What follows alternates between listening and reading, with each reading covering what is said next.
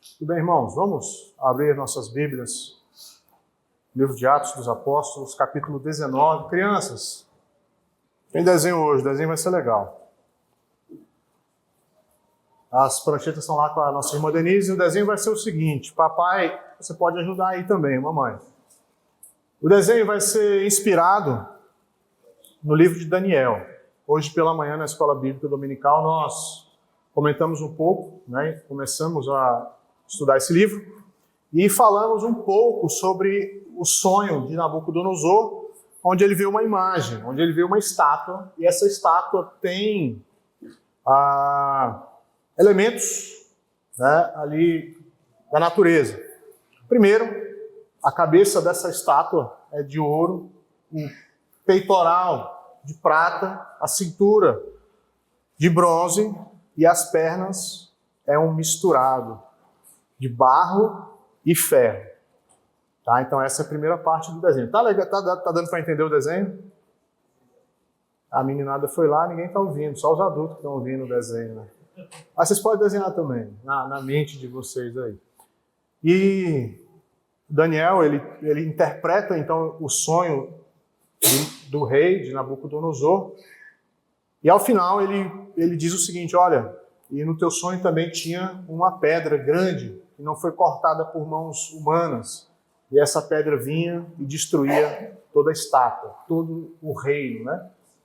Então, a visão que Nabucodonosor teve foi a de que vários reinos se sucederiam ao seu reino, mas que ao final se levantaria um reino sem fim, um reino inabalável, um reino que cresceria e prevaleceria sobre os outros.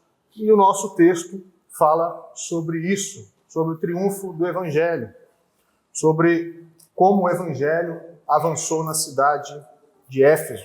Então, criançada, o desenho é esse. Ficou grande o desenho? Deu para pegar? Deu, né? É tranquilo, é uma estátua com cabeça, busto, cintura e perna, materiais diferentes, ouro, prata, bronze, ferro e barro, e uma pedra grande que vai detonar toda essa estátua. Tá bom? Tranquilo? A pedra representa o reino de Cristo, e a estátua representa o reino humano, o reino dos homens, que se rebelam contra o reino de Deus. Ok? Vamos fazer a leitura da palavra de Deus, observando então como o Evangelho abalou a cidade de Éfeso. Diz assim, Atos capítulo 19, a partir do verso 21. Cumpridas estas coisas, Paulo resolveu no seu espírito ir a Jerusalém, passando pela Macedônia e Acaia, considerando, depois de haver estado ali, importa-me ver também Roma. Tendo enviado à Macedônia 2 daqueles que lhe ministravam, Timóteo e Erasto, permaneceu algum tempo na Ásia. Por esse tempo houve grande alvoroço acerca do caminho, pois um ourives chamado Demétrio, que fazia de prata nichos de Diana e que dava muito lucro aos artífices, convocando-os juntamente com outros da mesma profissão, disse-lhes, senhores, sabeis que deste ofício vem a nossa prosperidade, e estáis vendo e ouvindo que não só em Éfeso, mas em quase toda a Ásia, este Paulo tem anunciado e descaminhado muita gente, afirmando não serem deuses os que são feitos por mãos humanas.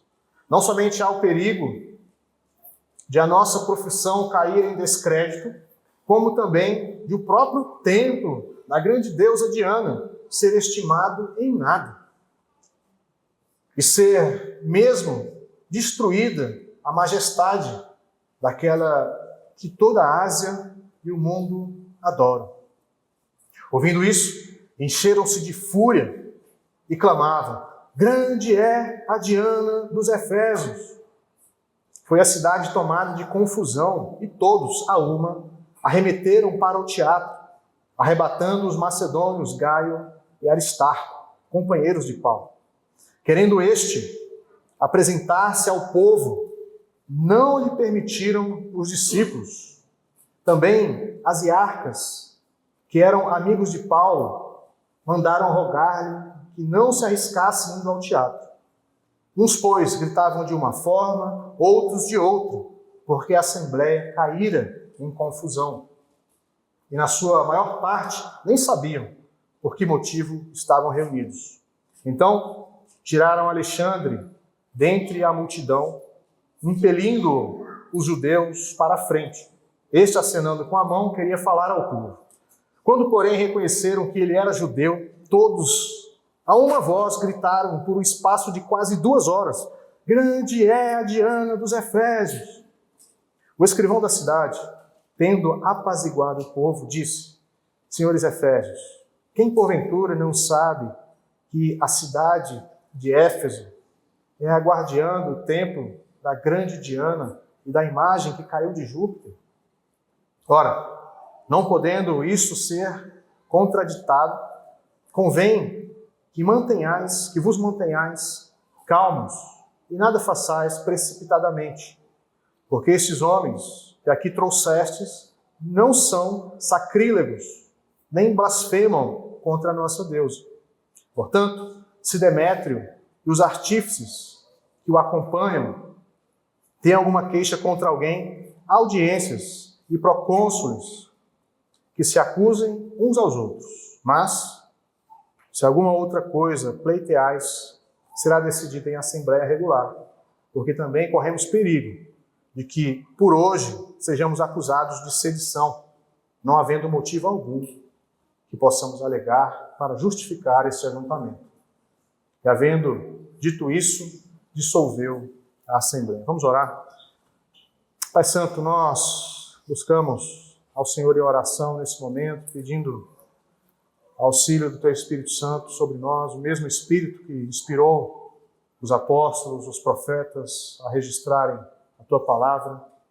Também Teu Espírito nos auxilie nessa noite a compreendermos e aplicarmos na nossa vida, no nosso coração, a Tua Santa Palavra. Oramos assim, em nome de Jesus. Amém.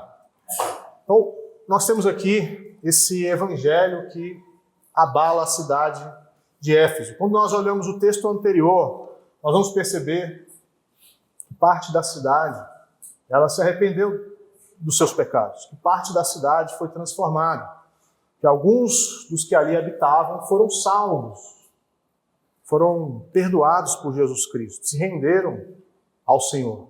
Mas esse texto nos mostra que nem todos se arrependeram. Esse texto nos mostra que há um embate, que há uma rebelião do ser humano contra Deus. Então, o que nós temos aqui é o coração natural, é o coração caído, é o ser humano não regenerado ainda, que não foi tocado pelo Senhor, lutando contra Cristo, lutando contra o reino de Deus, por interesses gananciosos, por causa do lucro, por causa da economia, e não se renderam ao Senhor Jesus por causa, especialmente, da idolatria do coração. Então esse texto nos mostra como o Evangelho, ele ataca os ídolos do coração, ele ataca aquilo que é contra o Senhor na nossa vida e na vida de qualquer pessoa. Por isso o Evangelho é ofensivo, por isso o Evangelho incomoda, por isso o Evangelho gera oposição das pessoas, porque nós vamos tocar no coração dela, nós vamos tocar naquilo que lhe é mais precioso. E ela vai lutar naturalmente para não se render ao Senhor Jesus. O texto nos mostra, então, mais uma vez, Paulo na sua 3ª viagem missionária, ele está na grande cidade de Éfeso. A cidade de Éfeso, então, tinha esse grande templo da deusa Diana. Era uma das 8 maravilhas do mundo antigo. Então, era um local bastante valorizado. Era um local que trazia dinheiro para a cidade. Imagine, escolha aí 8 lugares do mundo com locais maravilhosos e veja como é a economia daquele lugar. Por exemplo, a Torre Eiffel. O que gira de dinheiro lá por causa da torre em um dia, em um mês, melhor dizendo, é o que não gira no nosso país no ano inteiro. Por causa daquela torre, um mês gera mais lucro do que o ano inteiro do nosso país de turismo. Então, essa cidade, Ela era uma cidade idólatra, era uma cidade, como nós vimos anteriormente também, havia muita magia, muito esoterismo, ocultismo, e aqueles que se renderam queimaram seus livros, se renderam ao Senhor Jesus, se voltaram para Deus, mas nem todos. Então nós temos aqui esse momento onde há um impacto, onde há um conflito de interesses em relação ao Evangelho, especialmente à igreja crescente naquele local. Primeiro, eu quero trabalhar o verso número 21 e 22 desse texto. Nesse momento aqui, nós vemos o apóstolo Paulo tendo uma resolução. Perceba aí na sua Bíblia como que Paulo ele trata, nesse momento, de algo que sobe ao seu coração, ou que desce ao seu coração, ou que é gerado no seu coração. O apóstolo Paulo, então, ele sente a convicção, ele entende o desejo de ir a Roma. Ele planeja aqui alcançar o coração do Império Romano, ele quer ir na capital. E nós podemos entender que aqui, essa resolução, e o texto vai dizer que ele resolveu no Espírito essa viagem, nós vamos entender que não é uma viagem, obviamente, turística. Ele não quer viajar pelo mundo, pelo Império, para visitar cidades, para conhecer locais interessantes, mas ele quer anunciar o Evangelho na capital. Ele quer influenciar o máximo que ele conseguir as pessoas do Império inteiro. E sabendo disso, sabendo que se o Evangelho causou grande impacto em Éfeso, se o Evangelho causar um impacto grande também em Roma, o mundo será conquistado por Cristo. O mundo será impactado pela igreja, pela mensagem do Evangelho.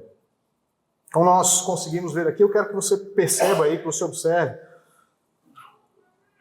Verso 21 vai dizer então que cumpridas essas coisas, Paulo passou ali 2 anos, aproximadamente 3 anos em Éfeso.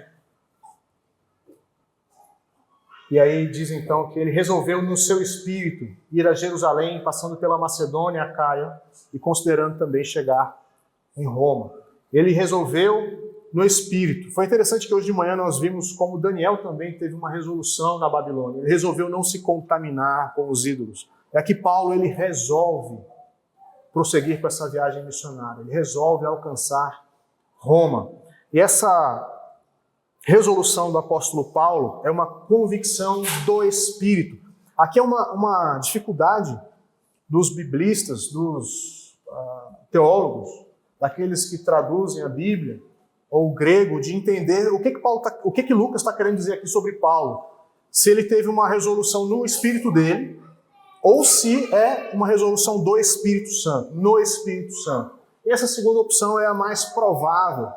A ideia aqui é que Paulo está sendo guiado pelo Espírito Santo, que a missão ela acontece não com os planos humanos, mas com o plano divino. O que nós temos aqui, então, é a agenda de Deus alcançando o coração de Paulo. E não o contrário, não é Paulo que está dizendo, olha, Senhor, eu estou querendo ir para Roma. E indo para Roma eu quero passar por mais algumas cidades. A ideia é o contrário. Deus colocou no coração de Paulo esse desejo de ir até Roma, de ir até a capital. Jesus, quando chama Paulo, quando encontra Paulo no caminho para Damasco, Jesus vai dizer para ele, olha, você vai ser um instrumento poderoso nas minhas mãos, você vai sofrer por causa do Evangelho, e você vai falar, você vai testemunhar diante dos reis. Então pode ser que Paulo já tinha na sua mente, no seu coração, essa palavra de Jesus, que ele seria um instrumento até mesmo ao imperador, a grande César. E agora ele resolve, então, no seu coração, seguir. Ele resolve, então, ir até Roma. Então não era o plano de Paulo para Deus que está sendo colocado aqui. É o plano de Deus sendo implantado, sendo colocado no coração de Paulo. Então qual que é a diferença? Uma ilustração para nós. Uma coisa é você querer atravessar o lago, por exemplo, a remo. Você vai se esforçar e pode ser que o vento seja contrário. Outra coisa é você atravessar o lago com um barco a velas. Você vai levantar e içar a vela e o vento vai soprar esse barco. E o vento vai dirigir esse barco. E o vento vai impulsionar. O motor é o Espírito Santo. não é a força de Paulo. Então nós podemos aplicar isso na nossa vida. Como nós temos traçado os nossos planos, como nós temos sonhado, como nós temos planejado a nossa vida, como nós temos feito a nossa agenda. Será que nós temos feito a nossa agenda colocando Deus para fora? Será que nós temos planejado, sonhado, imaginado as coisas sem que Deus esteja presente, sem que a vontade de Deus seja real na nossa vida, nos nossos planos? Isso é importante. Nós vivemos debaixo da vontade de Deus. Nós sabemos que o nosso coração é corrompido, que o nosso coração é corrupto, desesperadamente corrupto. Nós não podemos confiar no nosso próprio coração, nós não podemos confiar no mundo, nós não podemos confiar em qualquer conselho que nós ouvimos por aí. Mas sim, nós precisamos encharcar o nosso coração, a nossa mente com a palavra de Deus. E quando o cristão faz isso, quando o cristão se devota ao Senhor, quando o cristão se derrama diante de Deus em oração e é influenciado pela palavra de Deus, e na sua cabeça o que governa não é o seu próprio coração, mas é a palavra de Deus que tem dominado, é a palavra de Deus que tem alcançado todas as áreas da sua vida. O cristão dedicado, ele enxerga o mundo com os óculos da Bíblia. Ele enxerga o mundo colorido pelas lentes da Escritura e não pelo seu coração. Então, quando um cristão está de fato buscando a vontade de Deus, está enchendo a sua mente com as coisas do Espírito, com as coisas celestiais, tem abandonado as coisas desse mundo, as coisas da carne, para se voltar a Deus, quando ele planeja, ele não está planejando mais sozinho.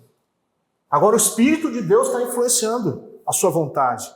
Agora, o que ele medita, a lei do Senhor, dia e noite, vai fazer efeito nas suas decisões, nas suas escolhas. E ele passa a não escolher mais sozinho, mas Deus está com ele, o Espírito Santo habita nele e tem moldado a sua vida. Então nós precisamos nos banhar na palavra de Deus. Precisamos conhecer a palavra de Deus com profundidade, precisamos decorar os textos bíblicos. Muitas vezes o que domina a nossa mente não é a palavra de Deus, não são as palavras do Espírito, mas são as coisas desse mundo. E nós precisamos confessar o nosso pecado. Senhor, me perdoa. A minha mente, o meu coração está entulhado das coisas desse mundo. Eu tenho sido atraído, eu tenho sido seduzido pelo engano do pecado. E tenho traçado planos sem a tua presença, sem a sua vontade, não tenho considerado a sua lei. Que Deus possa nos abençoar, irmãos. Que Deus possa encher a nossa vida com o seu Espírito, com a sua palavra. E que nós possamos, entre aspas, aí, sonhar os sonhos de Deus e não os nossos. Os pensamentos de Deus são mais altos. Os caminhos de Deus são mais altos do que o nosso. E o que Ele tem para nós é um caminho de paz, é um caminho de alegria. Não imagine, então, como eu disse no início, que Deus é um carrasco, com um chicote na mão, querendo te encaminhar para um buraco, para que a sua vida seja infeliz. Isso é uma mentira de Satanás. O Deus que nós conhecemos na Escritura é um Deus amoroso, é um Deus bondoso, é um Deus glorioso, que não impede que nós passemos por tribulações. Mas Ele nos garante que, mesmo em meio às tempestades, Ele está conosco. Ele nos sustenta, Ele nos resgata, Ele estende a sua boa mão, a sua forte mão, e nos tira do buraco. Que Deus nos abençoe. Paulo nos ensina aqui a sonharmos, a planejarmos debaixo da vontade de Deus, inspirados, soprados, iluminados pelo Espírito Santo. Não faça planos longe de Deus. Isso é uma armadilha. Isso é um engano. Isso vai te trazer infelicidade. Coloque diante de Deus, tenha discernimento na palavra, busque a orientação de outros cristãos, de pessoas mais maduras, de pessoas que não estão se importando se vão te machucar com a palavra, se vão te contradizer. Procure pessoas que vão te falar a verdade. Irmão, olha só, eu acho que não é esse o caminho. Eu acho que você, tomando esse caminho, você vai se afastar de Deus. Isso vai te tirar dos caminhos do Senhor. Que Deus nos dê graça, que Deus nos ajude a sonharmos, a planejarmos o plano de Deus. E como nós temos observado, Deus tem um plano eterno, que é de exaltar o nome de Jesus, que é de usar a minha vida e a sua vida para testemunhar da glória dele, para falar para outras pessoas que não conhecem do amor dele em Cristo Jesus, do perdão que ele nos dá, da vida eterna que ele nos concede pela sua graça. Então, Deus tem um plano. Deus traçou um plano na eternidade. E ninguém pode frustrar esse plano de Deus. Nós vamos ver aqui. A cidade vai ficar empolvorosa, mas Deus vai dar um jeito de o evangelho continuar, do evangelho continuar vencendo. O reino humano, o reino dos homens se levanta. Sim, sempre. Mas Deus vence, sempre vence. De um jeito ou de outro, o plano de Deus vai ser cumprido. A questão é se eu quero participar desse plano, se eu quero trabalhar, se eu quero ser um cooperador no evangelho. Não tem honra maior do que sermos cooperadores de Deus. Não existe vocação maior, mais alta, eterna como essa. Nos envolvermos com o evangelho, com o testemunho, com a edificação da igreja, do povo de Deus. Nada vai trazer mais sentido para a sua vida do que isso. E nós vemos então o apóstolo Paulo aqui mergulhado, totalmente submerso na vontade de Deus. E essa decisão dele tem duas etapas. É interessante quando nós observamos o mapa e o que ele está dizendo aqui. Ele fala que ele quer ir para Jerusalém, mas ele quer passar pela Macedônia e Acaia. No mapa está meio invertido, Jerusalém está para lá, ele está querendo dar uma volta tremenda. Aí, mais uma vez, o desejo de Paulo era em dois sentidos. Em primeiro lugar, era consolidar a igreja. Era fortalecer a fé dos irmãos. E, em segundo lugar, expandir o reino. Então, são dois pontos aqui que a gente precisa prestar atenção. Como está a sua fé? Como está a minha fé? Será que eu tenho me fortalecido no Senhor? Será que a minha fé tem crescido, tem se aprofundado no decorrer do tempo? Quando eu olho para trás, quando eu olho o ano passado e esse ano, mês passado e esse mês, eu tenho sido mais confiante no Senhor, nas suas promessas? Ou não? Eu tenho descansado mais nesse Deus soberano, nesse Deus que sustenta todas as coisas com o poder da sua palavra, que nos ama, que não deixa um passarinho cair no chão se não for da sua vontade, que não deixa que um fio de cabelo da nossa cabeça caia se não for da vontade dele. Eu tenho descansado nesse Deus mais do que ontem? O meu coração anda ansioso? Então o desejo de Paulo era fortalecer, consolidar as igrejas, os discípulos. Então, para nós, uma lição para nós da igreja, que já somos membros da igreja, que já somos do Senhor. Então a ideia não é só converter as pessoas, mas discipulá-las, levá-las a uma maturidade cristã. Isso custa.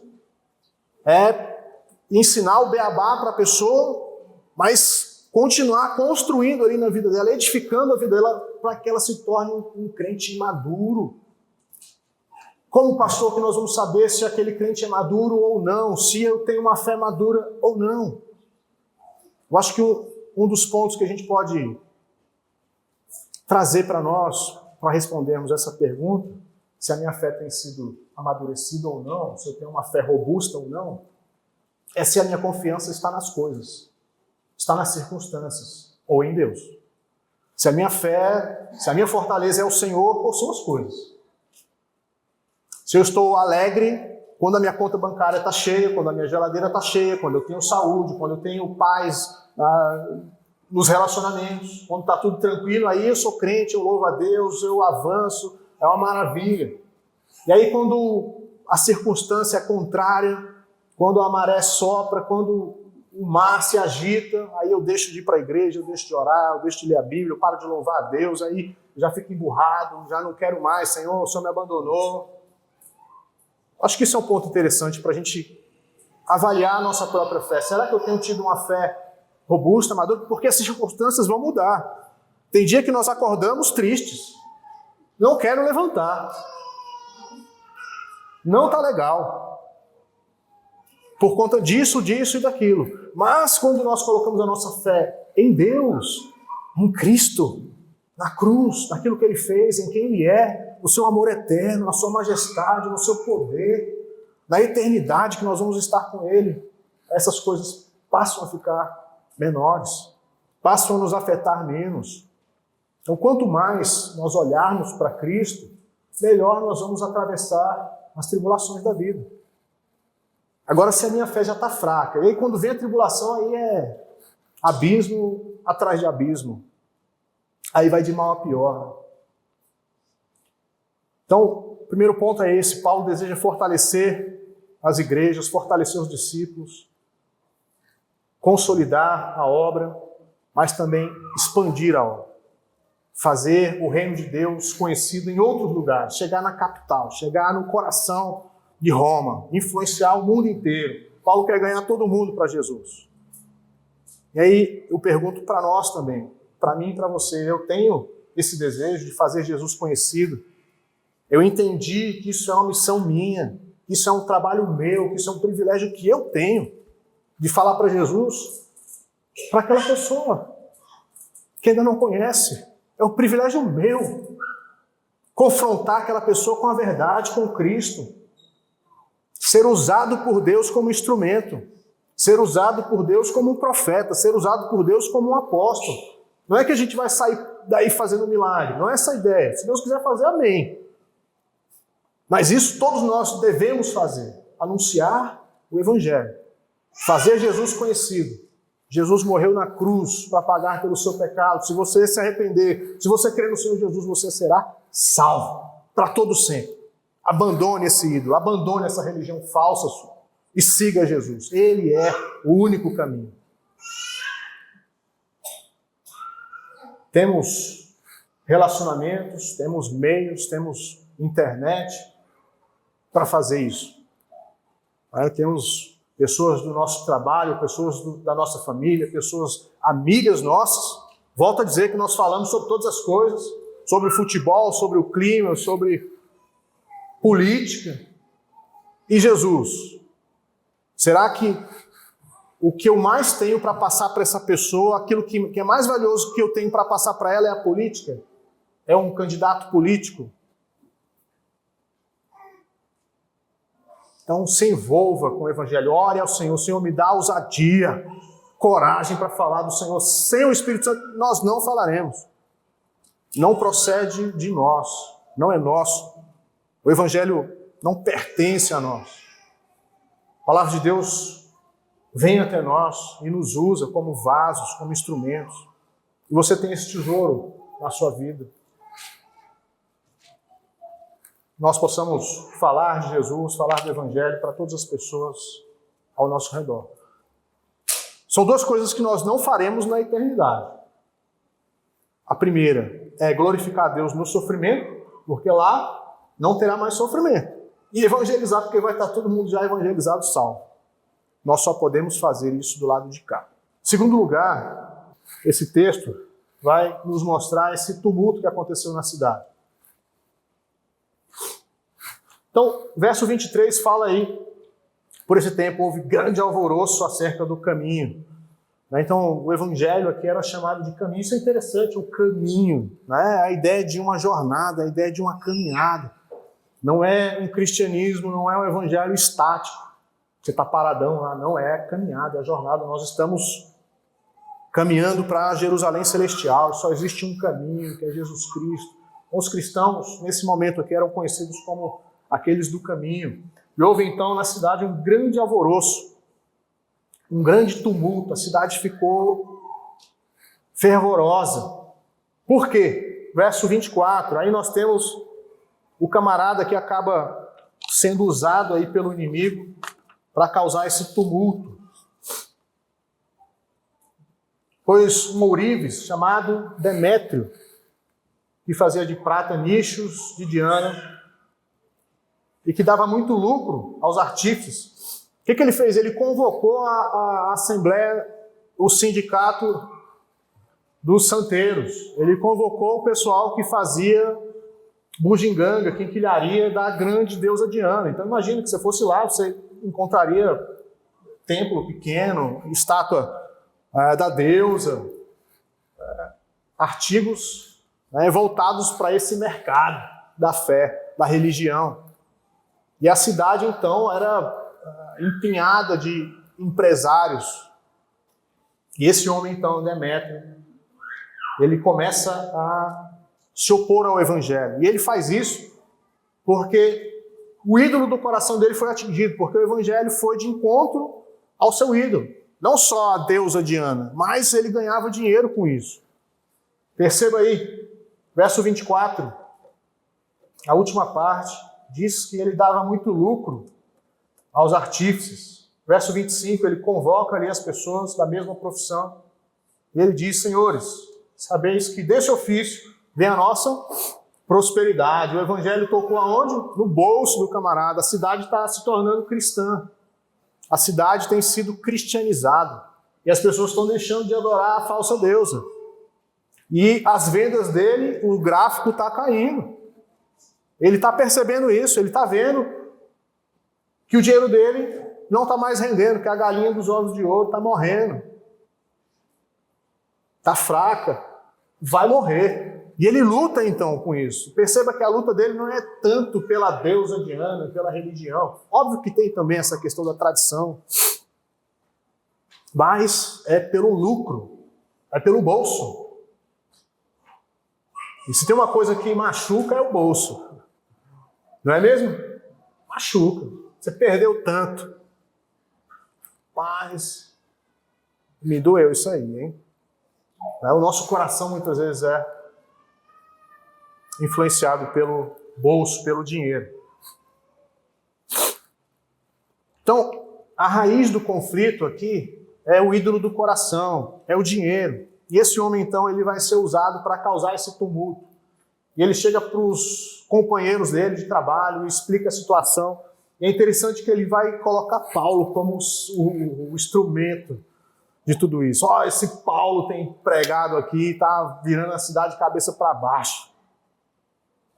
Eu queria que alguém falasse assim de mim. Esse rapaz está pregando o evangelho aqui, está arrebentando com o local. Está todo mundo convertendo. Está todo mundo abandonando seus pecados. Está todo mundo se voltando para Cristo. Então, o evangelho, quando ele chega, ele confronta os ídolos. Ele vai de encontro ao ídolo. E pode ser que você já tenha percebido no seu próprio coração um tipo de ídolo. E que o evangelho tem tentado, que Deus tem se esforçado para te santificar disso. Desse ídolo, desse problema, que muitas vezes nos afasta de Cristo, que nos impede de caminhar junto com o Senhor, em comunhão. Então o evangelho sempre vai confrontar os ídolos. Então perceba, a questão está no coração, especialmente desse grupo. A raiz do conflito é o bolso, é o ídolo também, mas é o bolso. Passa por isso. Então, esse homem aqui, Demétrio, ele não era um sacerdote, ele era um empresário. A preocupação dele não é teológica, é econômica. E ele, então, inicia esse tumulto aqui. Ele explica que há perigo da profissão acabar, do templo ser jogado no chão, porque não vale mais nada, porque esse Paulo tem pregado que Diana não é deusa nenhuma, que ela é feita com mão humana. Esse objeto aqui é de pau, de pedra, não serve para nada. Isso não é Deus. Aí, um ponto para você pensar, para mim também, para nós pensarmos, é que quando nós anunciamos Jesus como o único caminho, nós estamos afirmando que todos os outros são falsos. Quando você levanta a bandeira de Cristo como a única verdade, você está dizendo que todas as outras são falsas, são mentiras. Isso ofende as pessoas. Então, o evangelho ofende as pessoas. Então não se preocupe de que uma das consequências de pregar o evangelho é ofender as pessoas. Mas é com a verdade. É com aquilo que nós cremos, é com a nossa convicção.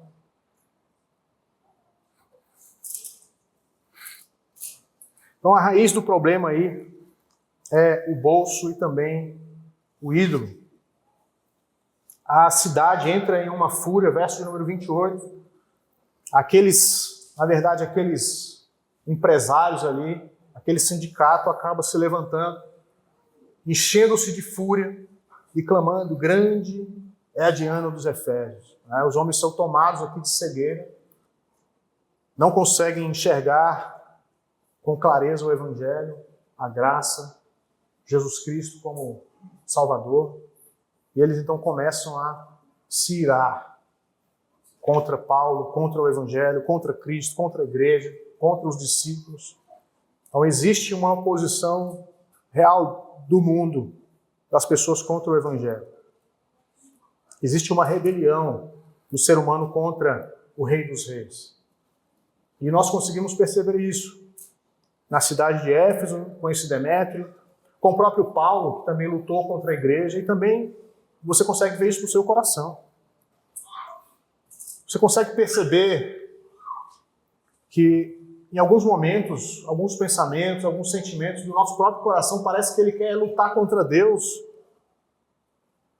E muitas vezes eu me paro e pergunto, e penso esse pensamento aqui, joga fora, que isso é do homem caído. Isso é do velho homem, isso é terreno.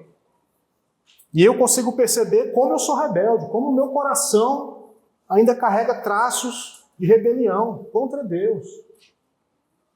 E esses homens aqui, eles são irregenerados, eles não tiveram a graça de Deus sobre a vida deles. Então eles vão lutar contra o Evangelho, com fúria, com tumulto. Nós, nesse mesmo momento onde a cidade começa a ficar conturbada, nós vemos também a graça de Deus preservando a igreja. Nós vemos a graça de Deus preservando Paulo, preservando o Evangelho. Então, mesmo em meio ao tumulto, nós conseguimos ver essa soberania de Deus. E aqui é interessante, antes da gente avançar para o último ponto, verso 29, a cidade foi tomada de confusão. Então nós temos algumas palavras aqui interessantes, né? Verso 23 fala de grande alvoroço. Verso 29 fala que a cidade foi tomada de confusão. Mais para frente nós vamos ver também essa mesma palavra, confusão. E Lucas vai dizer que tinha gente lá que nem sabia, a maioria não sabia nem o que estava fazendo lá. Só queria ver o estrago.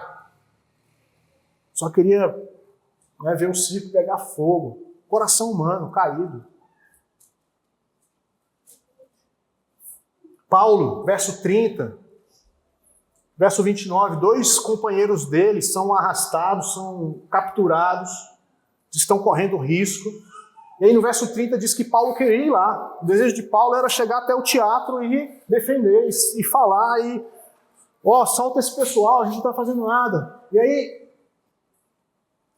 o texto vai dizer que os irmãos não vão permitir que Paulo faça isso. Então mesmo Paulo, que no verso 21 e 22, ele tem uma convicção do Espírito para consolidar a igreja e avançar com o Evangelho até Roma, agora ele está tendo um impulso que não é do Espírito. E aí os discípulos vão frear ele. A igreja vai ser o instrumento na vida de Paulo para que ele não vá até o teatro, porque se ele for até o teatro pode ser que ele seja morto. O pessoal está lá, Paulo é o causador disso aqui, tem 2 aqui que a gente pega também. Se Paulo aparecesse lá, ele ia ser rasgado. E a igreja sustenta Paulo, a igreja orienta Paulo. E não somente isso, o texto vai dizer no verso 31, que algumas autoridades também ali da cidade, que eram amigos de Paulo, nós não sabemos quem são essas pessoas, né?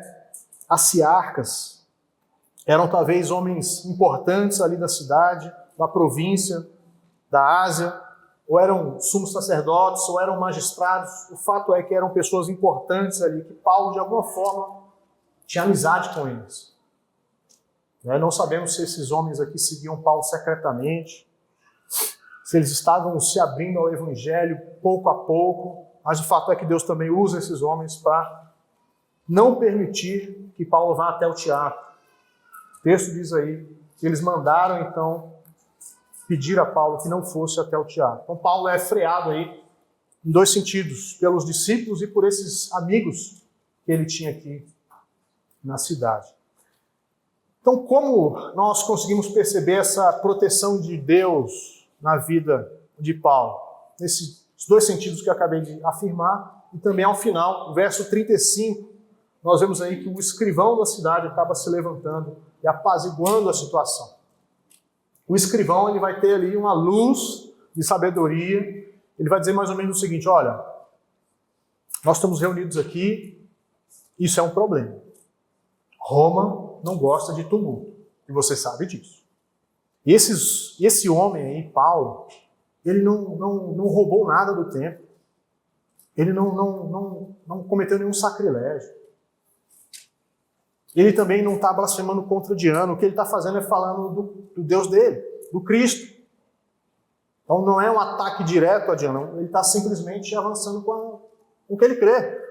Então, mais ou menos isso que ele vai dizer: irmãos, vamos embora, porque se Roma chegar aqui, vai estar todo mundo no pau, para casa.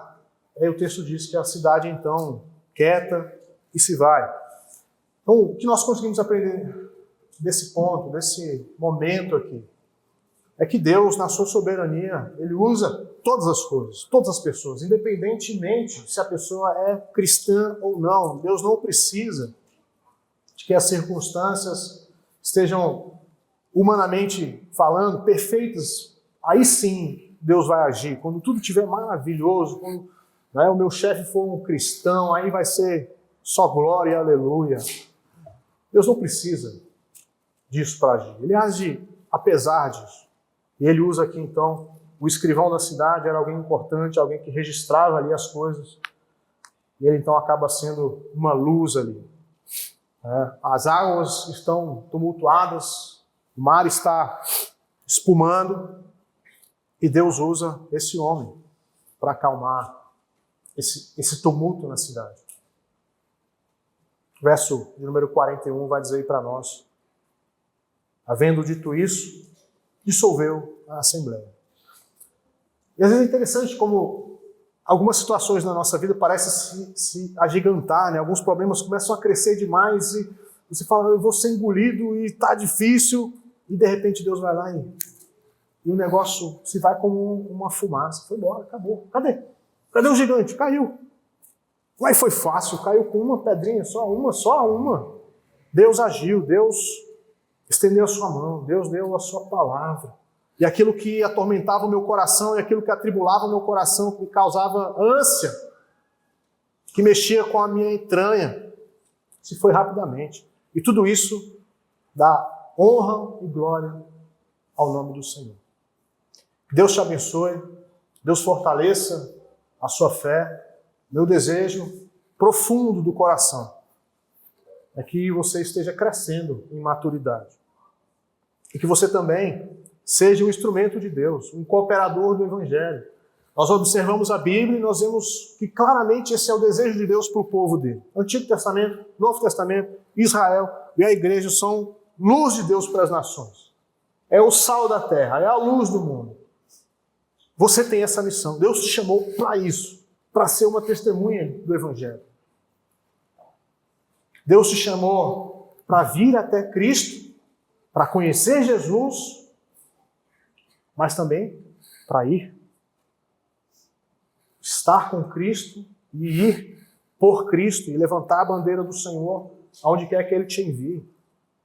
Que Deus nos dê ousadia, coragem para falar também desse Evangelho. Que nós possamos abrir os nossos lábios em honra ao nosso Senhor Jesus Cristo. O texto nos mostra também como o Evangelho ataca os ídolos. Nós comentamos mais uma vez pela manhã que o grande problema do povo de Deus no Antigo Testamento é uma palavra só: idolatria. Ídolos, deuses falsos. Nos tempos antigos, nos tempos bíblicos, eram estátuas, eram deuses que tinham nomes, que eram adorados em templos, as pessoas se dobravam ali fisicamente. Mas hoje nós podemos dizer que existem também deuses subjetivos, deuses do coração, ídolos do coração. Então, verifique dentro de você. Seja sincero. Será que o altar do meu coração está sendo ocupado por algum ídolo? Será que tem alguma coisa que eu tenho colocado aqui dentro de mim, acima de Deus, antes de Deus? O nosso amor pelo Senhor, ele é maior do que todos os outros amores, e ele é diferente do que todos os outros amores. Eu amo a minha família, eu amo as minhas filhas, eu entrego a minha vida por elas. Mas o amor que eu tenho pelo Senhor é diferente, é de uma natureza distinta dessa, e é maior nesse sentido. Porque é algo eterno, é algo que eu vou levar para a sepultura e além da sepultura. Não é que eu não amo a minha família, eu não amo. Não, mas o amor a Deus, ele é diferente, ele é espiritual, ele procede do próprio Deus. Que Deus nos abençoe, que nós possamos confiar no Senhor. Confie em Deus. Quando nós não confiamos, quando nós ficamos ansiosos, a ideia é que nós estamos desconfiando dele. Nós estamos dizendo que ele não tem poder, que ele não tem capacidade, que ele não cuida de mim. Isso é mentira. Isso é mentira do nosso próprio coração, por causa da circunstância. Que nós possamos confiar na soberania de Deus. Nós, presbiterianos, gostamos de falar da soberania de Deus, mas muitas vezes nós não vivemos impactados por essa doutrina. Então não é uma doutrina de boca, não é uma doutrina da cabeça, é uma doutrina que precisa descer para o coração. Então se você tem andado ansioso, ansiosa, se arrependa disso. Você não deve andar assim. Porque se você crê no Deus da Bíblia, você pode descansar. Você não deve andar ansioso por coisa nenhuma. Coisa nenhuma. Ele cuida do seu povo. Ele consegue dirigir muito bem a sua vida, melhor do que você. Entregue sua vida, entregue o controle, a direção da sua vida nas mãos desse Deus maravilhoso. Ele cuidará de nós e nos levará à eternidade por causa de Cristo Jesus, seu Filho. Amém? Vamos orar? Vamos ficar de pé para encerrar esse momento?